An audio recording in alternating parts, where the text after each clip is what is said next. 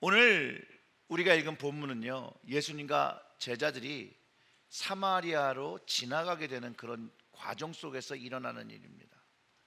예수님이 그 사마리아의 그 수가성의 그 우물 옆에서 쉬고 계실 때 한 여인이 물을 길러 옵니다. 그 여인의 삶은 남들이 물을 길지 않는 시간에 나와서 물을 떠야 할 만큼 어떻게 보면 떳떳하지 못하거나 사람들을 피해야 할 이유가 있었고, 그는 그 자신만의 이유로 인해서 힘든 삶을 살고 있었던 그런 여인인 것을 우리가 추측해 볼 수 있습니다. 그럴 때 예수님께서 그녀의 삶의 해결점을 인간적인 방법이 아니라 영적인 방법으로 가르쳐 주셨다라는 것이에요. 그러면서 진정으로 그 여인에게 필요한 것이 물이 아니라 예수님이라고 가르쳐 주십니다. 예수님은 그녀의 인생의 갈증을 해결하는 영원히 목마르지 않는 생수인 것을 가르쳐 주십니다. 그리고 그 사마리아 여인이 예수님을 만남으로 그는 진리와 영의 예배를 드리게 되었고, 그의 목마름이 해결되었고, 그 목마름이 해결되자 그는 예수 그리스도를 전하는 사람으로 그 요한복음 4장에 기록되어 있습니다. 먼저 이 사마리아라는 곳을 알아야 이 이야기가 좀 깊게 이해될 수 있고, 또 주님께서 그곳에 가시게 된 그 이유를 다시 한번 생각해 볼 수가 있습니다. 이곳은 역사적으로 아수르 멸망한 북이스라엘, 그 북이스라엘의 지역이었습니다. 그래서 이 사마리아 지역은 유대인들이 혈통적으로 그 순수성을 상실하게 되었다는 것이죠. 또 신앙의 순수성도 상실하였다고 합니다. 이것이 언제부터 문제가 되냐면 바벨론 포로에서 돌아온 유대인들과 함께 이제 반목이 시작됩니다. 이 사마리아인과 유대인의 문제는 혼혈의 문제보다는 이 이방 혼합 종교를 가지고 있었던 것, 그 바알 숭배와 고대 가나안 지역의 그 토속 신앙을 가지고 있는 것 때문에 이제 바벨론 포로에서 돌아온 유대인들과 신앙적인 문제로 갈라지게 된 것이죠. 그리고 그곳은 정말로 유대인이라면 밟지도 말아야 될 땅처럼 여기게 되었습니다. 그러니 그 당시 바리새인들에게 사마리아를 지나온 예수님의 행위는 어떻게 보면 일종의 도전적인 행위로 보일 것입니다. 그런데 여러분 생각해 보세요. 복음서를 보면 예수님이요 혼자 다니지 않으셨습니다. 늘 무리와 함께 다니셨다고 기록하고 있는데, 그것을 볼 때 예수님의 사마리아 행의 결정은 예수님을 따르던 그 유대인들에게도 도전이 되었을 것이고 제자들에게도 도전이 되었을 것이라는 것이죠. 성경이 기록하고 있지 않지만 우리가 한번 질문을 해보면 얼마나 많은 유대인들이 예수님을 따라서 여러분 사마리아로 갔을까요? 요한복음 4장 안에서는 제자들의 언급을 하고 있는데 몇 명이라고 얘기하지 않지만 제자들의 수보다는 좀 더 많은 수가 동행했을 것이라고 봅니다. 여기서 먼저 우리가 한 가지 생각해 보아야 되는 것은, 우리는 예수님의 제자로서 예수님이 원하시는 장소에 우리가 같이 동행하고 있는지 한번 먼저 질문을 해 보아야 합니다. 우리의 생각으로 판단하고 정죄하고 가야 될 곳과 가지 말아야 될 곳, 부정한 장소와 깨끗한 장소를 나의 생각으로 정하고 있고 그곳에 주님이 있어도 가지 않는 그런 모습을 정하고 있는지 우리의 모습을 한번 돌아보아야겠습니다. 우리가 예수님의 제자로서 해야 할 것은 우리가 지금 이 순간에 예수님과 동행하고 있는 삶을 사는지, 예수님이 원하시는 그 자리로 나는 걸어가고 있는지 오늘 이 말씀을 들으면서 여러분들의 삶의 모습을 조명해 보시기를 부탁드립니다. 예수님은 사마리아 여인을 만나러 이 야곱의 유물 사마리아로 가셨습니다. 예수님이 유대를 떠나서 갈릴리로 가시려고 한 것이 그냥 사마리아로 지나서 단순히 그 지름길로 가기 위해서 간 것이 아니라 저는 이 여인을 만나고자 오셨다라고 저는 확신합니다. 그리고 이 사마리아 여인을 야곱의 우물에서 만납니다. 아까 말씀드린 것처럼 이 여인이 이 남들이 물을 뜨는 시간을 피해서 나온 것을 볼 때 이는 사람의 시선을 피해야 되는 사람이라는 것을 알 수 있고, 그런데 예수님은요, 이 여인이 뭐 하는 여인인지, 어떤 여인인지 이미 알고 계셨다라는 거예요. 저자인 요한은 예수님의 그 전지전능하신 그 신성을 선포하고 있습니다. 게다가 그 여인은 유대인도 아니고 사마리아 여인인 걸 왜 예수님 모르겠습니까? 예수님은 사람들이 부정하다고 하는 이 여인을 위해서 여러분 이곳을 찾아오셨다라는 거예요. 이 사마리아 여인은요, 남자보다 더 부정한 자로서, 또 오늘 본문의 그 여인은요, 그 중에서 더 부정한, 남편이 5이나 있었고 현재 남편은 사실 남편이 아닌 그런 사람과처럼 부정한 여인으로 묘사되어 있다는 거예요. 그러니 이 여인이 사실상 사마리아인들 속에서도 살기가 어려웠을 거라는 거죠. 그래서 사람의 눈을 피해서 물을 길러 옵니다. 근데 예수님은 그 점을 관여치 않고 물을 달라고 요구하십니다. 사마리아 여인도 아는 것이 유대인들의 전통에 따르면 그녀에게 예수님이 물을 달라고 하면 안 된다는 걸 알고 있었어요. 그런데도 불구하고 예수님은 물을 한 잔 달라고 말합니다. 요한복음 4장 9절의 말씀이 이렇게 얘기하죠. 사마리아 여자가 이르되 당신은 유대인으로서 어찌하여 사마리아 여인인 나에게 물을 달라 하나이까 하니 이는 유대인이 사마리아인과 상종하지 아니함이러라. 그러니까 사마리아 여인으로서는 그 생각과 그의 판단은 도저히 예수님의 행동과 그 말을 이해할 수 없다라는 것이죠. 그럴 때 예수님께서 그 10절에서 이렇게 대답하십니다. 내가 만일 하나님의 선물과 또 내게 물 달라 하는 이가 누구인 줄 알았다면 내가 그에게 구하였을 것이요 그가 생수를 내게 주었으리라. 여기서부터 이제 예수님의 말씀이 막 이상하게 들리는 거죠. 지금 금방 만났고 물 달라고 하는데 또 물을 주겠다라고 하는 이상한 얘기를 하시는 이 예수님의 궤변에 사마리아 여인이 혼란스러워한다는 거죠. 그래서 이 여인이 당신이 물 있으면 당신이 물 먹으면 되지 왜 나한테 달라고 그러냐고 얘기하는 것이에요.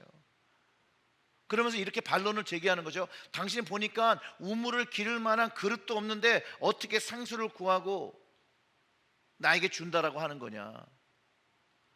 설마 이 우물이 당신 거라고 그러는 건 아니겠지요? 이렇게 물어보고 있는 거라는 거죠. 이 우물은 조상 야곱으로부터 받은 것인데 어떻게 당신이 그렇게 말할 수 있겠습니까? 라고 물어보는 것이에요. 그때 예수님이 13절과 14절에 이렇게 말씀하십니다.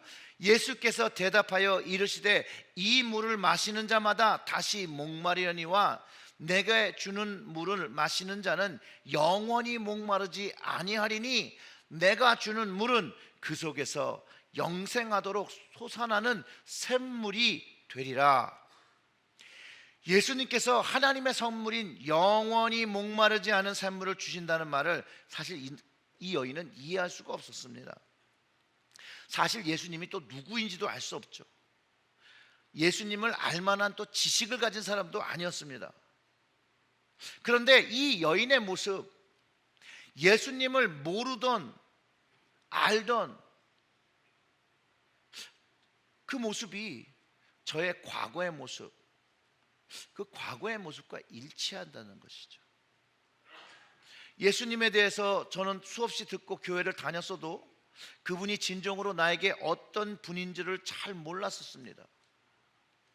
그럼에도 불구하고 모를 때 주님은 찾아오셨고, 모를 때 이해하지 못할 때 예수님은 목마르지 않는 샘물을 사마리아 여인에게도 가르쳐 주셨고 저에게도 주셨다라는 거예요. 예수님은요 목마르지 않는 샘물을 사마리아 여인과 나에게 주셨습니다. 예수님에 대한 지식이 없는 이 여인과 저에게 은혜의 주님께서는 주님의 영생의 샘을 경험하게 해주셨다는 거예요. 이 여인과 별 다를 바 없는 우리에게도요, 사실 이 영생의 물을 나누어 주셨다는 것을 여러분 기억해야 합니다. 이 여인도 삶이 척박하고 황폐할 때 주님이 만나 주셨고, 저희 삶 속에 저희가 가장 어렵고 황폐할 때, 피폐해질 때 주님이 찾아오셨다는 것이에요. 우리의 삶이 어렵고 힘들 때 주님이 찾아오신 것을 우리가 알고 주님께서 우리를 만나 주신다는 것을 우리는 알 수 있습니다. 왜냐하면 주님은 우리가 아파하실 때 그냥 버려두지 아니하시고, 우리의 어려움을 그냥 두지 아니하시고 찾아오신다는 것이에요. 그리고 우리의 삶에 가장 필요한 것을 가르쳐 주시고 있다라는 것이죠. 바로 그것이 사마리아 여인에게 주었던 생명의 물이었습니다. 예수님은요, 유대인이었지만 유대인과 좀 다른 분이셨죠. 하나님의 아들이셨고, 그분은 보내심을 받은 메시아였기 때문에 그분에게는 전통이 그렇게 중요하지 않고 하나님의 뜻이 더 중요했다라는 것이에요. 그래서 다른 사람의 시각은 별로 중요하게 여기지 않았어요. 다른 사람들이 예수님을 어떻게 생각하는지는 별로 그렇게 중요하게 생각하지 않았어요. 예수님은 그가 해야 할 것, 하나님의 구원 사역, 십자가를 지는 것, 사람을 죄에서 풀어나게 하는 그 사역에 모든 것을 쏟아 부어 놓으셨다라는 것이에요. 그래서 주님은요, 세리와 창리와 죄인들과 식사하시고 대화하시고 하나님의 나라에 관해 선포하시고, 사마리아 여인은 알지 못했고 그저 예수님은 유대인 중에 한 사람으로 생각했던 것이에요. 그러나 주님은요, 죄인들에게 영원한 생명의 물을 공급하시는 분이었다는 거예요. 그러니 사마리아 여인이 예수님을 알고 모르고는 중요한 것이 아니라 예수님이 그를 아는 것, 그것으로 먼저 시작되고 있다는 것을 알고 있다는 거예요. 근데 이 사마리아 여인은요, 땅에 굉장히 익숙해요. 그래서 여태까지 그의 습관대로 여전히 육신에 속한 음료를 생각합니다. 땅의 사람을 구원하시기 위해서 하늘의 영광을 버리고 내려오신, 하늘에서 오신 그 예수님은 그 땅의 고정관념을 깨고 인간에게 가장 필요한 것이 무엇인지를 가르쳐 주시는데, 그 예수님이 주시는 물은 영혼 속에 들어가 마르지 않는 샘물이에요. 끊임없이 생명수를 공급하는 자생의 근원이 되어진다는 것을 가르쳐 주셨다는 거예요. 이것이 이 여인에게, 사실 우리에게 가장 필요한 것을 주시고 있다는 거예요. 그런데 이 여인의 대답을 보세요. 여자가 이르되 주여 그런 물을 내게 주사 목마르지 않고 또 여기 물 기르러 오지 않게 하옵소서. 여전히 예수님은 그에게 영적인 물, 그의 삶을 살아가고 이기고 극복할 수 있는 그 근원적인 힘을 말씀하시는데, 이 여인은 다시 여기로 물 길러 나오지 않게 그 마르지 않는 물을, 땅의 인간적인 물을 구하고 있다는 거예요. 그런데 예수님은요, 여인이 원하는 것이 아니라 그녀에게 가장 필요한 것을 주시려고 한다는 거예요. 사실 우리의 기도에 응답하실 때도 하나님은 우리가 구하고 원하는 것을 주시기보다는 우리가 가장 필요한 것을 채우시고 허락하신다는 것이죠. 그래서 우리의 기도에 하나님께서 노라고 하실 때가 있다는 것이에요. 왜냐하면 그것이 하나님의 선물이에요. 주님의 생명, 예수님의 그 생명 자체였다는 것이죠. 하나님의 선물인 이 생명의 물은 성령님을 통해서 주시는 그 생명 자체이라는 것이죠. 하나님의 아들 예수님은요, 그 생명의 능력의 필요를 채워주시고자 이 땅에 내려오신 분이라는 거예요. 그동안은 육신의 생명을 위한 마실 곳과 먹을 것을 찾았던 우리에게 그분은 진정한 영적인 생명, 생명의 물을 구해야 한다라고 가르쳐주고 계시다라는 것이에요. 즉 주님이 우리에게 오실 때 우리가 구해야 할 것은 영적인 생명되는 그 목마르지 않는 그 물을 구해야 합니다. 예수님은 이 생명의 물을 가장 밑바닥에 있는 사람부터 주셨다라는 거예요. 자신들의 생각이 자신들이 높다고 하는 사람들, 위에 있다고 하는 사람들까지 다 주셨는데 은혜로 무료로 주셨다라는 것이에요. 그렇기 때문에 우리는 예수님이 주신 이 생명수를 우리 자신을 위해서만 주시는 것이 아니라고 우리는 기억해야 한다는 것이에요. 우리는 모두 다 예수님의 이 생명의 샘으로 초대되었고요, 마실 수 있는 권리와 특혜를 부여받았다는 것이에요. 이 생명의 물을 혼자만의 소유로 주지 않으셨다는 것이죠. 이 샘물은 흘러 넘쳐야 하고 이것은 나누어져야 됩니다. 그 물은 생기가 있고 그 신선함이 다른 사람에게도 전해질 수 있다는 것이에요. 사실 흐르지 않고 고인 물은 썩게 됩니다. 이처럼 주님의 생명수는, 이 기쁜 소식은요, 우리를 통해서 흘러 넘쳐 다른 사람에게 전해져야 한다는 것이죠. 주님이 주신 이 생명의 물을 나누고 다른 이들에게 흘러가게 해야 된다는 것이죠. 어떻게 해요? 물을 받았으면 나만 다 마시지 않고 나누어 주면 되는 거거든요. 나눔을 통해서 이 생명의 물이 나누어진다는 것이죠. 다시 본문을 보면 예수님은 그렇게 말할 때 이 여인에 대해서 알기 때문에 남편을 불러오라고 합니다. 사실은 이 여인의 과거를 드러내고 죄를 드러내시는 거죠. 아마 어쩌면 정말로 예수님만이 구원의 주체이신 것을 알려주시기 위해서 하시는 말씀일 거예요.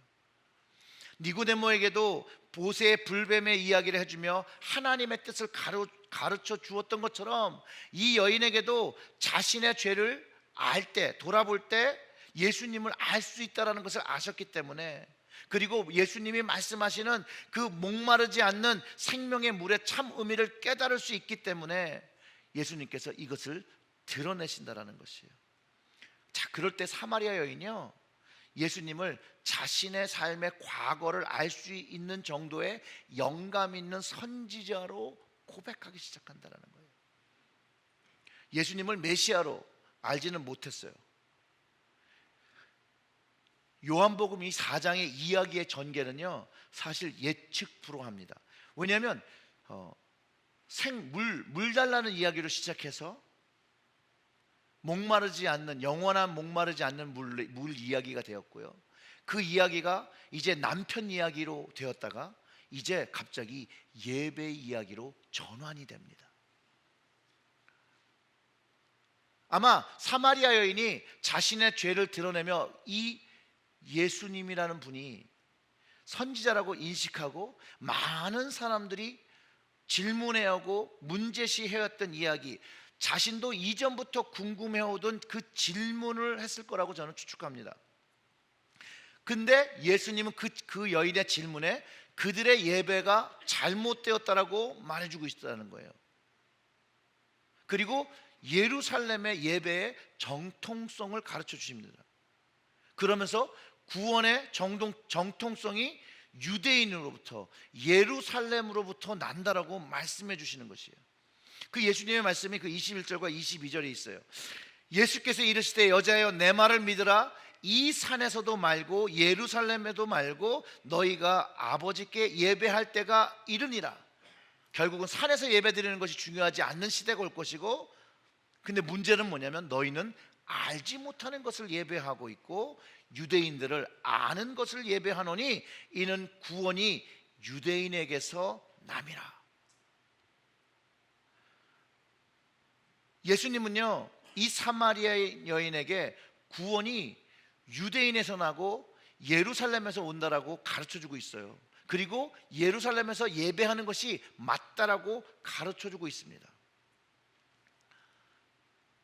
즉 아브라함의 제사는 모리아 산에서 드렸습니다. 기억나시죠? 창세기 22장 2절의 말씀은 여호와께서 이르시되 내 아들 내 사랑하는 독자 이삭을 데리고 모리아 땅으로 가서 내가 내게 일러준 한 산, 거기서 그를 번제로 드리라, 그렇게 말씀하셨거든요.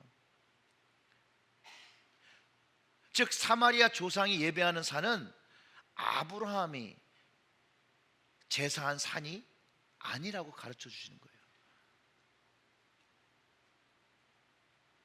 그리고 여러분 혹시 아시는지 모르겠지만 그 아브라함이 제사를 드린 그 모리아 산 위에 무엇이 지어졌는지 아십니까? 그 모리아 산 위에 뭐가 지어졌는지 역대하 3장 1절의 말씀을 우리 다 같이 읽어보겠습니다.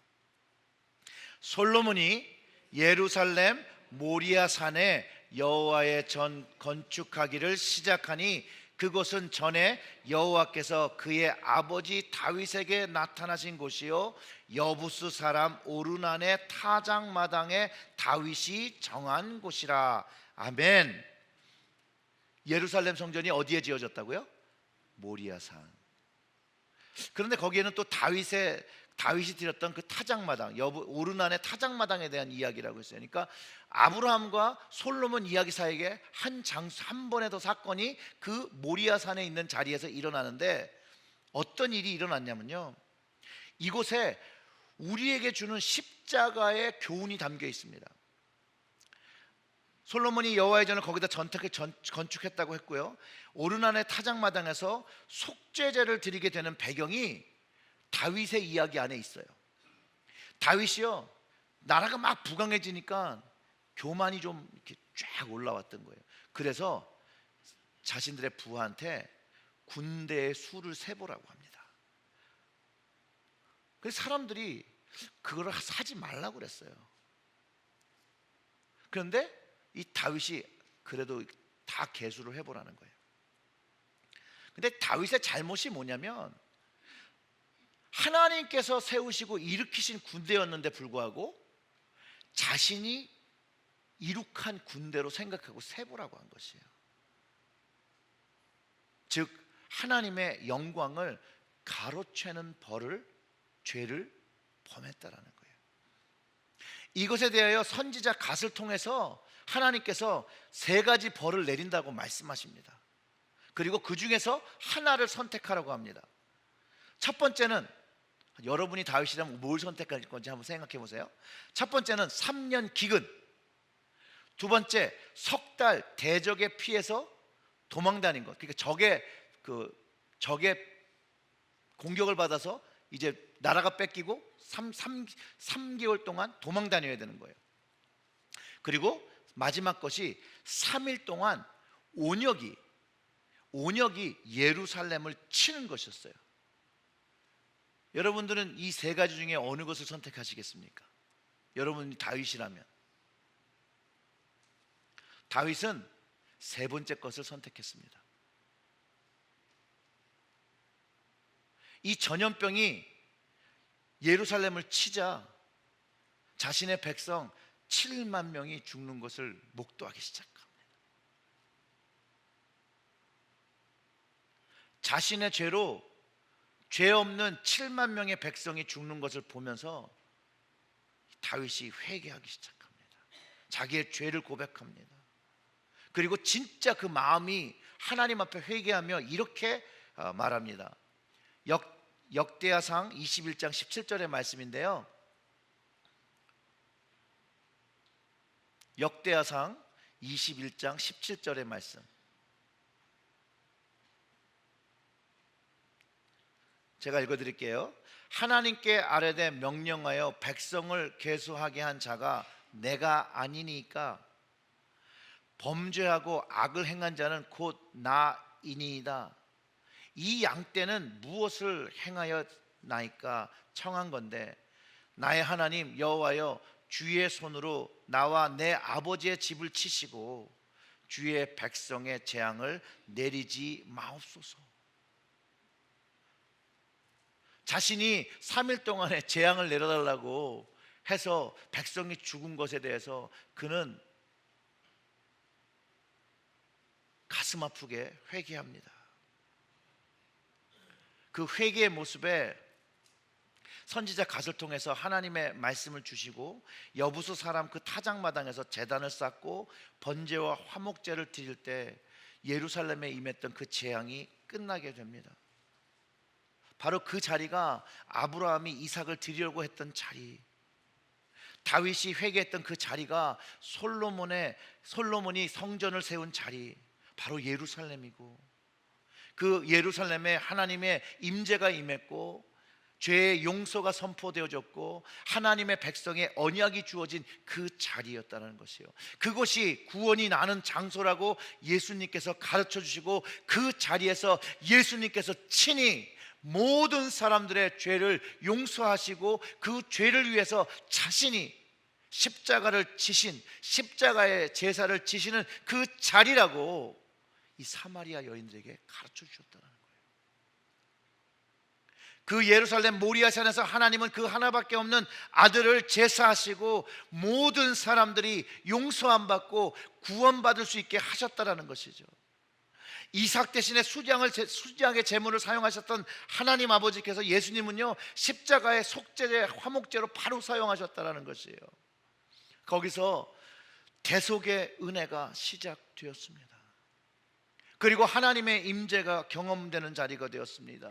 예배의 회복이 경험되는 자리가 되었습니다. 진리의 말씀을 경험하는 자리가 되었습니다. 하나님의 백성의 자녀가 됨을 선포하는 자리가 되었고 언약의 자리가 되었습니다. 그렇기 때문에 오늘 복음서가 말하고 있는 23절과 24절의 말씀이 이제 이루어졌습니다. 아버지께 참되게 예배하는 자들은 영과 진리로 예배할 때가 오나니 곧 이때라. 아버지께서는 자기에게 이렇게 예배하는 자를 찾으시느니라. 하나님은 영이시니 예배하는 자가 영과 진리로 예배할지니라.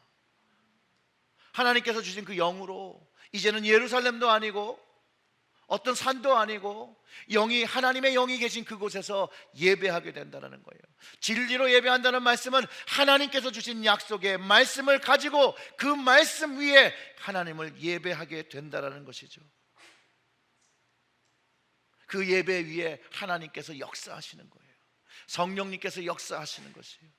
그 자리에 예수님의 십자가, 그 예배 위에 주님의 생수를 부어주시며 그 갈급함을 해결해 주신다는 거예요. 그 갈급함을 회복하게 된다는 것이에요. 예수님의 십자가 예배는요 우리가 생명샘, 우리로 하여금 생명샘을 체험하게 합니다. 경험하게 합니다. 샘과요, 이 사람들이 혼돈하는 게 있어요. 샘과 물 웅덩이는 다릅니다. 물이 다 있다고 해서 샘이고 그런 건 아니에요. 혹시 샘과 웅덩이의 차이를 아십니까 여러분? 물이 고여 있어요. 다 샘이 아니에요. 그냥 물 웅덩이도 있어요. 근데 차이가 있어요.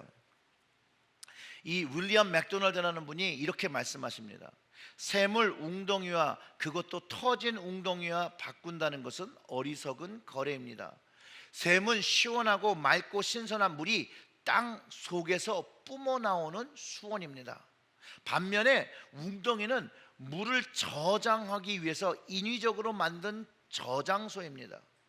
그 안에 담긴 물은 부패하고 오염될 수밖에 없습니다. 주님의 생수는 그 생수의 근원입니다. 그분의 백성은 그분 안에서 지속적인 만족, 새로움을 경험할 수 있습니다. 그러나 세상은 웅덩이입니다. 그것도 터진 웅덩이입니다. 그리고 그가 이제 한 여인에 대해서 설명합니다. 마리아는 그리스도인 가정에서 자라났습니다. 그녀는 부모의 생활 방식을 거역하고 자기 마음대로 살겠다고 다짐하고 집을 나갔습니다. 기독교적인 배경에 대한 기억을 떨쳐버리기 위해서 그녀는 춤추는 일에 도취하였습니다. 어느 날 밤 춤을 추다가 갑자기 그녀 어릴 적에 배운 성경 구절 하나가 떠올랐습니다. 내 백성이 두 가지 악을 행하였나니 곧 생수의 근원 대신 나를 버린 것과 스스로 웅덩이를 판 것인데 그것은 물을 저축하지 못할 터질 웅덩이니라. 그 말씀을 들으며 기억나며 자신의 죄를 깨닫고 그녀는 즉시 양해를 구하고 그 파티의 자리를 떠나 다시는 돌아가지 않았다라고 합니다. 그녀는 그 말씀을 통해서 자신의 삶의 공허함이 어디에 있다는 것을 깨닫고 하나님께로 돌아와, 주님께로 돌아와 다시 구원을 얻고 그 안에서 그 생수의 근원 되신 하나님을 만났다라는 것이죠. 그 순간 그녀는 이렇게 고백한 시인의 마음에 공감할 수 있었다라고 합니다. 주님, 저는 터진 웅덩이를 열심히 팠습니다. 그러나 그것은 실패작이었습니다. 예수님, 주님밖에는 아무도 저를 만족시킬 수 없습니다. 주님 안에는 사랑과 생명과 영원한 기쁨이 있습니다. 이 글의 여인처럼 사마리아 여인도 예수님을 만날 때, 예수님이 주시는 그 말씀을 주셨을 때 주님 안에 있는 그 생명과 기쁨과 사랑인 생수의 근원 되신 주님을 만났고 하나님을 만났다라고 저는 확신합니다. 저도 이 주님 안에 있는 샘을 경험했고, 그리고 그것으로 인하여 여태까지 살아가고 있기 때문에 이들이 무엇을 경험했는지 공감할 수 있습니다. 생명의 물이신 예수님이 경험될 때 우리의 삶의 목마름이 해결됩니다. 사마리아 여인이 경험한 생명의 물, 사마리아인들에게 동일한 목마르지 않는 생수가 전해진 것에 자기가 먼저 자기 자신을 열어서 통로되어 복음의 말씀을 전합니다. 이 사마리아인들은요, 결국 약속의 성령님을 통해 마르지 않는 생명의 물이 정말 배에서 강같이 흘러나오는 것을 경험하게 됩니다. 오늘 성경 말씀에 보면요, 하나님께 참으로 예배하는 때가 온다라고 하였습니다. 십자가의 은혜와 그 회복을 경험할 때 우리는 참으로 하나님을 예배하는 때가 옵니다. 그때 성령님의 임재를 경험하고 하나님을 경험하고 예수 그리스도를 경험하며 그분이 나에게 무엇을 해 주었는지를 깨닫게 됩니다. 그리고 이 주님을 경험하게 되면 예루살렘만 아니라 국한된 곳이 아니라 하나님을 아버지로 말하며 예배하는 때, 그 때를 살아가게 된다라는 것이죠. 그때 이 사마리아 여인이 그것을 깨달았을 때 그 그리스도 메시아를 떠올렸던 것입니다. 사랑하는 성도 여러분, 우리 모두는요, 이 생명의 물 되신 주님, 목마르지 않는 그 생수를, 다시는 목마르지 않는 이 생수를 다 십자가를 통하여 받았습니다. 이 마르지 않는 생수로 인해, 주님으로 인해, 성령님으로 인해 세상이 주지 않는 그 기쁨, 세상이 주지 않는 평안, 세상이 주지 않는 그 은혜를 우리가 경험했기 때문에 오늘 우리는 이 자리에서 예배를 드리는 것입니다. 그리고 이 은혜가 오늘 말씀을 잘 읽어보면 결국은 전해져야 된다는 것이죠. 사랑하는 성도 여러분, 여러분들이 경험하신 이 생수를 다른 이들을 위해 좀 나누어 주시지 않겠습니까? 우리 체일제일교회 전도팀은 아마 지금 하나름 앞에서 전도를 하고 계실 거라고 제가 생각이 듭니다. 주님에 대해서 이야기하는 것은 때를 얻거나 때를 얻지 못하거나 우리에게 근원 되신, 생명의 근원 되신, 물의 근원 되신 그분을 이야기하는 것입니다. 여러분에게 생명의 근원 되신 그 주님을 마음껏 자랑하시기를 주님의 이름으로 축원합니다. 우리의 역경과 고난에 주님 주신 생명의 물로 승리한 그것, 인생 역경을 그와 고난으로 아직도 목마른 영혼들에게 이 생명의 물 되신 주님을 나누어 주시기를 여러분 주님의 이름으로 부탁드립니다. 기도하겠습니다.